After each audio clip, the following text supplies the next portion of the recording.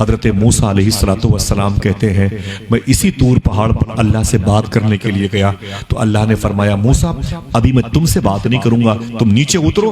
बोले मेरे मौला मेरा काम क्या है? तो अल्लाह फरमाता है मूसा काम यह है, एक शहर में एक औरत का इंतकाल हो गया, जाके उसको नहलाओ धुलाओ, औरतों को लेकर के उसको दफना दो। मेरी माँ बहनें सुने, इसे आप भी याद करें। ये ना कहना कि उर्स वालों को कोई काम की बातें होती नहीं, इसे याद कर लो, ये बड़ी काम की चीजें खुदा के साथ। मूसा अलैहिस्सलाम कहते हैं मैं उतर करके लोगों से पूछा भाई कोई औरत मर गई है शहर में? तो किसी ने कहा अरे अल्लाह के नबी इतनी बदतमीज औरत थी, इतनी डाइन औरत थी, इतनी फाहिशा बदकिरदार औरत थी, इतनी बदचलन औरत थी, उसके मरने की हम दुआ कर रहे थे, वो मर गई, पूरा गांव शुक्र के सजदे अदा कर रहा है। मूसा अलैहिस्सलाम कहते हैं अजीब बात है, मैं अल्लाह की मानूं कि तेरी मानूं? नहीं समझा? अल्लाह ने कहा मेरी बंदी है, वो मेरी दोस्त है, मुझसे मोहब्बत करती है, जाके उसके नहलाने दुलाने का इंतजाम करो। और गांव वाले बोले बड़ी डाइन औरत थी। तो मूसा अलैहिस्सलाम कहते हैं अजीब बात है, मैं अल्लाह की मानूं कि तेरी मानूं? अरे बस्ती वालों तुम्हारी मानूं है कहां?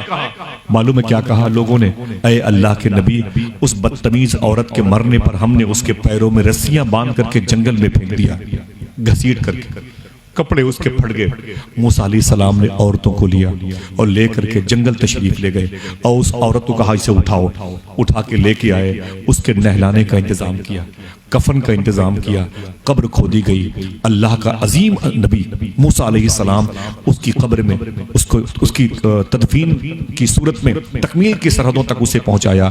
और उसके बाद जब फारिग हुए फिर तूर पहाड़ पे गए, उस पहाड़ पे जिस पहाड़ पे चढ़ के अल्लाह से बातें करते थे।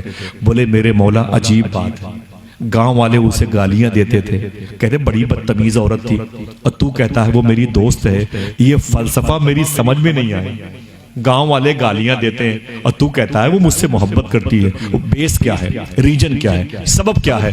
अल्लाह फरमाता है मूसा एक दिन वो औरत जा रही थी, एक कुत्ता प्यासा था, प्यासा कुत्ता तड़प रहा था, मरने की पोजीशन में था, अनकरीब वो कुत्ता मर ही जाता। इस औरत ने प्यासे कुत्ते को पानी पिलाया है। जब से इस औरत ने प्यासे कुत्ते को पिलाया है, मैंने इसे उन बदतमीज औरतों से निकाल करके अपने दोस्तों की सब मिला के खड़ा कर दिया है। इसने एक हकीर जानवर से मोहब्बत की है, मेरी रहमतों ने इसे अपने साए में ले लिया है। इन्नद्दीन इंदल्लाह। आप क्या समझते हो? आपके बच्चों को तमाचे लगते हैं, कुत्तों को नहीं लगते? जब चाहते हो मार देते हो, हाँ? जब चाहते हो जिसको दो लाठी जमा देते हो। ये क्या मतलब भाई? इस्लामी सिस्टम के खिलाफ है। खुदा की कसम निसार भाई, चिड़िया अल्लाह के नबी से कहती थी, चिड़िया अल्लाह के नबी से कहती थी आका मेरे घोंसलों के बच्चों को आपके सहाबा के बच्चों ने उठा लिया, सरकार मेरे बच्चे वापस करा दिए। मालूम है पागल ऊंट हुजूर के पांव चूम करके कहता था आका मेरा मालिक मैं जवान था तो मुझे खूब खिलाता पिलाता था, अब कमजोर हो गया हूं ना तो मुझसे काम ज्यादा लेता है, खाना पीना कम कर दिया। मेरा इमाम कहता है जानवर भी करें उनसे फरियाद, पेड़ सजदे में गिरा करते हैं।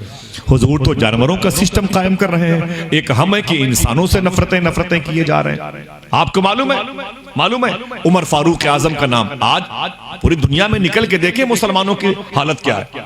ऐसा है नहीं इस्लाम जैसा बताया जा रहा है। वजह हमारा किरदार बेहतर नहीं है, हमारा कैरेक्टर बेहतर नहीं है। जरा सोचो उमर फारूक आजम किसका नाम है? किसी छोटे मोटे इंसान का नाम नहीं। 30 के आसपास कुरान में जो आयतें नाजिल हुई हैं वो उमर फारूक आजम के इरादे के मुताबिक नाजिल हुई, अल्लाह ने नाजिल फरमाई। इनकी बेटी हजरत हफ्सा, अगर सुभान अल्लाह कहो तो बता दो। उमर फारूक आजम की बेटी हजरत हफ्सा अल्लाह के नबी सल्लल्लाहु अलैहि वसल्लम की बीवी हैं। वो बीवी जो कायनात के तमाम तर औलिया की उम्मत रसूल की मां कहलाती है।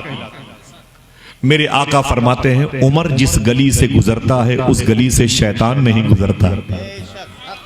मेरे आका फरमाते हैं उमर की जबान से फरिश्ते बोला करते हैं। मोहब्बत से कह दो सुभान अल्लाह, प्यार से बोलो। यही उम्र है। एक कहो तो और बता दूं खुशखबरी, मेरे आका इरशाद फरमाते हैं ऐ लोगों सुनो, जब नेकों की बात करना तो उम्र की बात जरूर करना। यही उमर फारूक आजम है।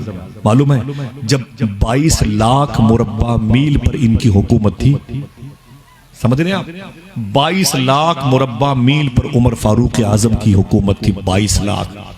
आज कश्मीर से कन्याकुमारी तक है तो पागल हो गए हैं लोग।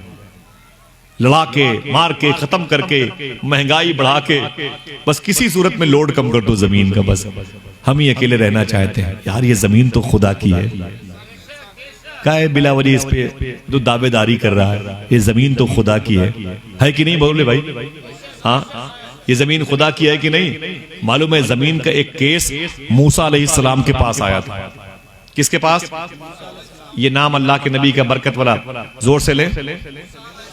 मूसा अलैहिस्सलाम के पास आया था। मालूम क्या केस था? एक साहब ने कहा हुजूर 1 बीघा जमीन है, एक प्लाट है, वो मेरा है। एक साहब ने कहा ये झूठ बोलता है, वो जमीन मेरी है, वो जमीन मेरी। वो बोला मेरी, वो बोला मेरी, वो बोला मेरी, वो बोला मेरी है। बात बढ़ गई तो एक साहब आए मूसा अलैहिस्सलाम के पास, बोले हुजूर। फरमाया क्या बात है? कहा दोनों को अलग अलग करके बंद कमरे में पूछताछ कीजिए, अभी समझ में आ जाएगा जमीन किसकी है, समझ में आ जाएगा। मालूम मूसा अलैहिस्सलाम ने क्या कहा? देखिए कितने लोग समझदार बैठे हुए हैं।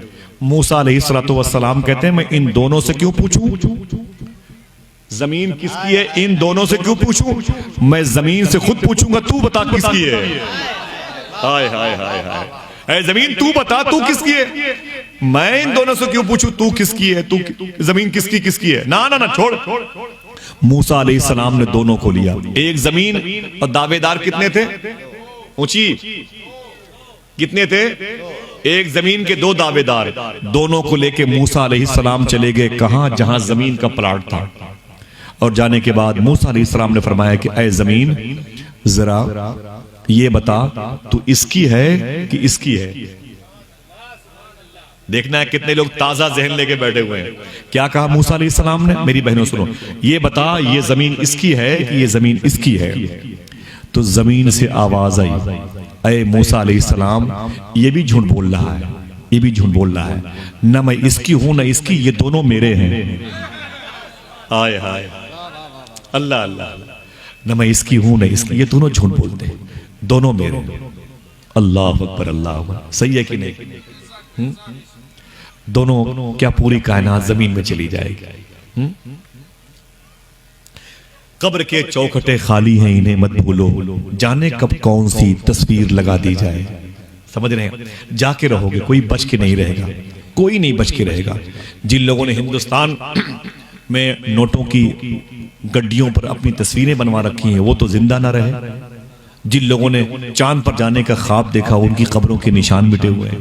जिन लोगों ने एफल टावर बनवाया था उनकी कब्रें धुआं धुआं हो गई। जो लंदन की ब्रिज पे घूमते थे आज वो पता नहीं कहां है।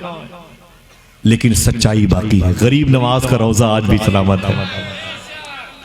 मुनव्वर शाह सरकार की चौखट आज भी शफा बांट रही है। 14 पीरा की चौखट से आज भी गौस पाक का फैजान बट रहा है। दारा शाह अजमल, दारा शाह मोहम्मदी और दारा शाह नियाज की बरकतें आज भी जाहिर बाहिर है माशाअल्लाह। सुभान अल्लाह। जरा हाथों को उठा के बोलो सबसे बेहतर दीन, ऊंची ऊंची सबसे बेहतर